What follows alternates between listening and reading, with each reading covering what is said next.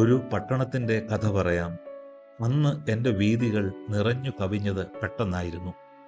സഞ്ചാരികളുടെ ഏറിയ കാൽപ്പാടുകൾ എന്നെ അല്പം കൂടി ചവിട്ടിത്താഴ്ത്തിയോ എന്ന് തോന്നിയ ആ ദിവസത്തിലെ ഒരു രാത്രിയിൽ ഒരു ചെറു കഴുതമേൽ ഒരു ഗർഭവതിയെ ഞാൻ കണ്ടു. ഒരാൾ അവൾക്കൊപ്പം ഉണ്ട്.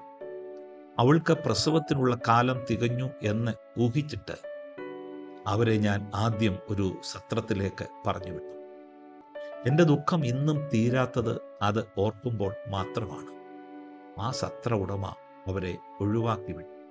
പിന്നെ അവരെ ഞാൻ അടുത്തുള്ള ഒരു ഗോശാലയിലേക്ക് അയച്ചു. അതിൻ്റെ ഉടമ ഒരു പുൽക്കൂട് ഒരുക്കി.